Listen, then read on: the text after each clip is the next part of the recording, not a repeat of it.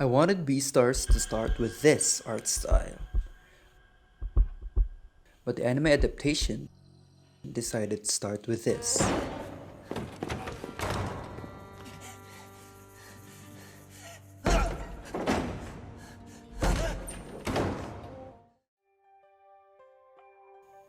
Beastars is about a world of animals with human characteristics, also known as furries, also known as anthros. For lack of a better summary, Beastars is the darker version of Zootopia. The purpose of this video is not to rave about how good the story is. The credits for that should go to the source material, which is under the same name Beastars, written by Itagaki Haru, apparently the daughter of Baki the Grappler's creator. What I want this video to be is to convince anyone that the Beastars anime adaptation is amazing, or at least give them a perspective on the unique artistic approach of the anime, based from how I saw it. When I got into reading the manga, the flowery poster for the anime immediately disappointed me. What I wanted for the anime was more akin to Soul Eater style, or even some of the chapter covers of the manga. However, when I watched the anime, I found myself immediately impressed. What convinced me that the anime was going to be good was this. Besides the sneak peek of the anime's introduction, it pretty much starts the same as the manga. Looking pretty accurate so far, doesn't it? However, it is noticeable that the studio opted for a bare minimum of lines for Tem in this scene. And just a few seconds later, I find my curiosity piqued. See that? See that light protruding from those obtrusive doors? Shining against Tem's blue outline. That's easily a sweet contrast that I can get behind. Following those initial frames, we get a new face angle for Tem. We're back to the bare minimum of lines, but this time with an added color of red. Looks to be very minuscule details, but here is some nice mix of themes being conveyed already. For one, Tem being drawn to the most basic of lines represents vulnerability in this situation. Not just any kind of vulnerability.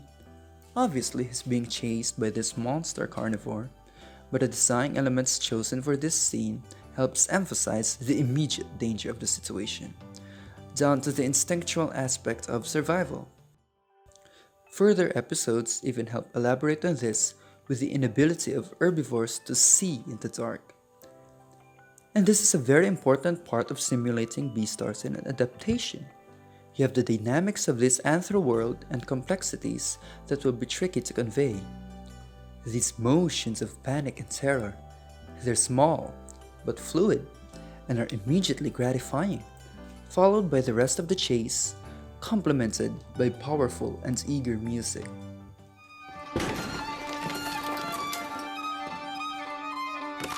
Here, Tem is visible, but is also overshadowed. This time, his state of panic and instinctual fear are not the focus.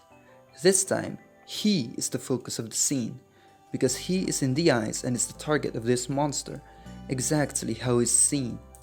Small herbivore, towered over by this carnivore, and it's a wonderful treat, both for my eyes and these carnivores. Poor Tem. So you can probably tell by now how this will go. I'm definitely not going shot by shot because that will take me forever. But I know I won't be able to resist about a lot of scenes from each damn episode. And we're still just in the first few minutes of episode 1.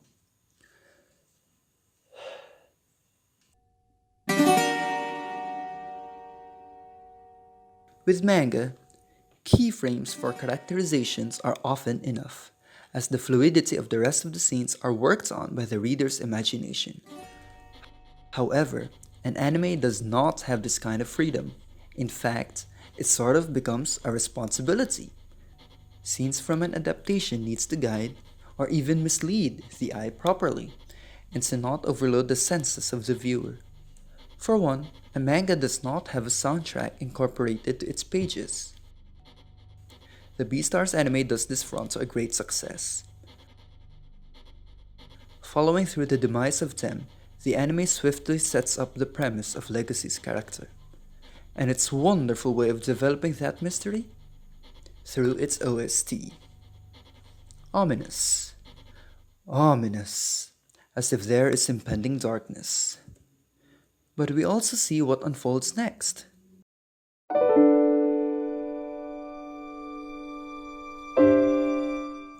Legosi is shown to be a wolf with kind intentions. And certainly, the shift in the music eases that flow of development. However, an important recurring theme to relish here is the utility of contrast in the design choice for Legosi, both in his song themes and the visual aspects of his scenes. It shows that contrasting elements in the adaptation are used for a focus, and we'll get to see that they are often used as a characteristic of the anime style. For me, Beastars is mainly about contrast, not only because of the world of herbivores and carnivores, but also because of the design choice of the anime. This scene shows the importance of attention to contrasting details as a way to emphasize Legosi's character, which is also a contrast as we get to know more of through the material. However, it is also important to acknowledge the faults of the anime. While an adaptation opens room for improvements for the source material, it also comes with time constraints and certain restrictions. This means sacrificing some subplots and backstories that could otherwise have made some other characters more convincing. For the scene with Els, the anime unfortunately sacrifices the thematic elements of the drama club itself. In the manga, we have Legosi pondering over his meetup with Els that actually enhances his awkward and dark atmosphere. And with the actual meetup, the anime opted for a scene before a dormitory entrance rather than the manga's secluded choice. Dialogue and location-wise, the anime was subpar to the presentation of Legosi's character. Apart from the unique take of the studio, through its contrast. This is what I meant by the studio taking liberties for its adaptation of the manga. And we'll get to see more of these adjustments as we run through the first episode.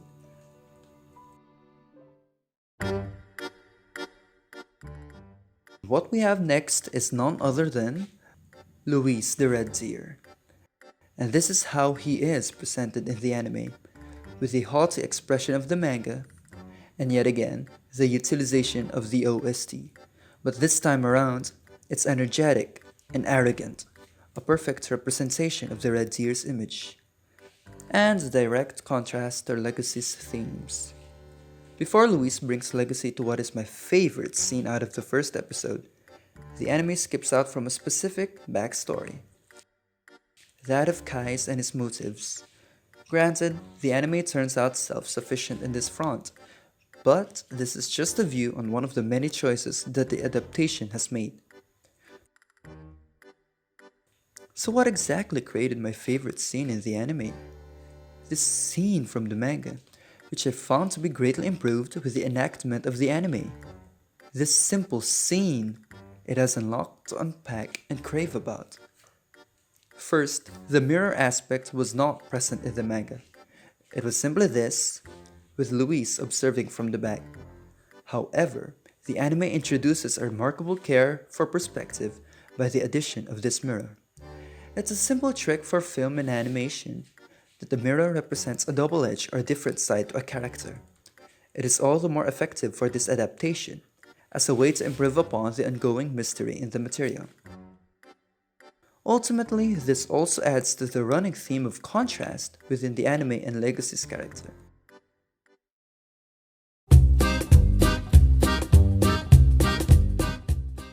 One final contrast to Legosi's character for this episode is the presence of Haru the bunny, not just from the intro in the final act, but also because of similar elements used from her side of the story. While also being largely different from Legosi's theme, Haru's soundscape is livelier, but quite dubious. The trippy energy of the progression shows there's more to this creature than meets the eye.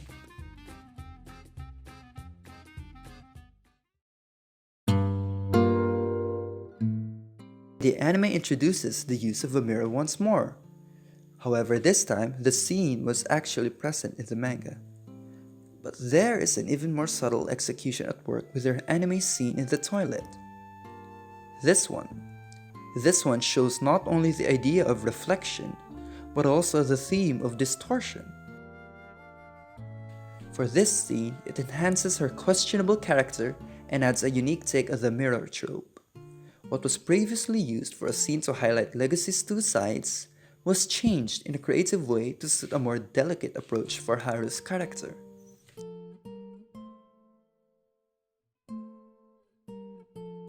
And we shall let her tone down music to carry the mood further on.